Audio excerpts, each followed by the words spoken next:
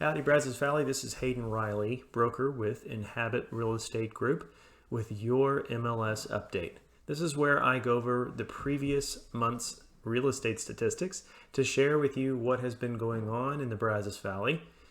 And keep in mind, this information is general information provided by the Texas Association of Realtors, by the Bryan College Station MLS, and by the Texas Real Estate Center. It is general information for the entire area. If you'd like to know how this applies specifically to you, please feel free to reach out to me at haydenriley.com or on Facebook at Hayden Riley Realtor. Without any further ado, why don't we go ahead and get started? Okay, it is September of 2022, so we're looking at August's numbers. Let's get started. Oh, sorry about that, guys. How about that?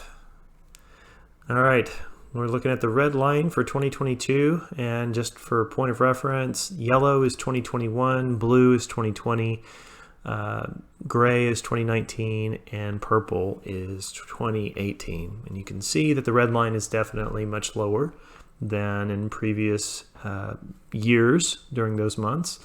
We're at 70 days per listing on average. And again, the average days on market is not the number of days from when a house or property is listed until it's under contract. It's from when that house is listed until it is closed. And if you think about it, it takes about 30 days after a house goes under contract to close it. So that means that properties are actually coming off the market within 30 to 40 days. So on average, just to keep that in mind. Next, we're taking a look at the units sold. For the month of August, it's 395, which is right where we were for 2021 and 2020. You can see, just generally speaking, the red line has been a little bit below, or actually considerably less than the yellow line of 2021, but 2021 was a record year as far as our spring and summer were concerned. And if you look also relative to our pre-pandemic numbers, the gray and the blue line, gray and the purple line, we are working well above that. So we are still a very active market if we just look at this statistic. And we will more than likely decline into our winter and fall months, as we usually do, and then pick up again in March-ish, possibly February. Next, let's take a look at the new listings taken. Now, typically, our peak for new listings taken is usually March or April, because our peak months for closed transactions are May, June, July. So if it goes under contract in March, it's going to close in April. If it goes under, and so on, you get the point. So we had a couple of peak months that in a place that we usually don't have them in May and June, when some new home builders had thrown a lot of listings onto the MLS all at once. However, the rest of the year, we've pretty much stayed on trend with our red line, 477 new listings for the month of August. Bryan College Station, this is just looking at the two cities, not the full 7-county area, which is what we were looking at before.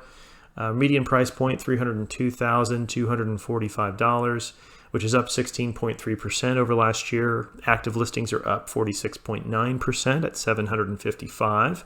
And our days on market, 68, which is 18 less than what we had in 2021. And our price distribution are at our number one spot between $200,000 and $299,999. Our number two slot is between $300,000 and $399,999.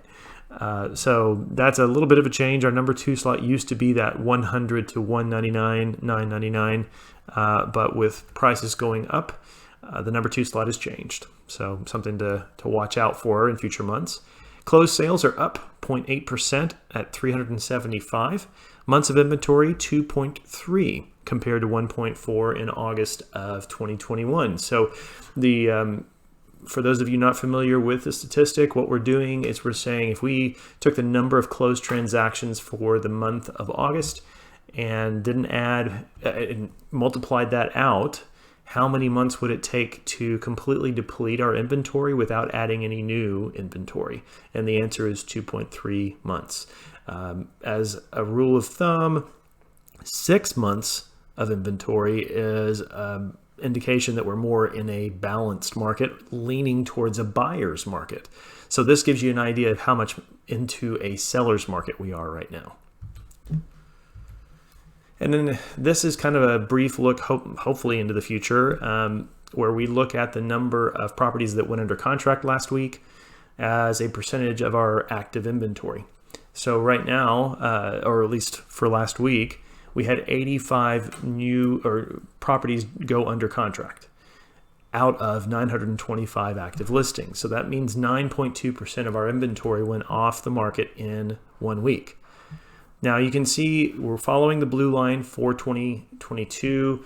We're trending lower than we did in 2021. But as I mentioned earlier, we had a record year in 2021. So I don't know that we'll continue to keep that pace necessarily, but it is still a very active market, as you can also see by the average days on market that you saw before. Things aren't just sitting out there. So if you'd like to know what this might mean for you as a buyer, as a seller, or if you're just trying to figure out what your property tax bill is going to be like when the next time the next estimate comes out, please feel free to reach out to me. There's a link down below that you can click on to schedule some time either on the phone or in person. I'd be happy to help you out. Otherwise, I hope this has been helpful for you, and I look forward to talking to you next time.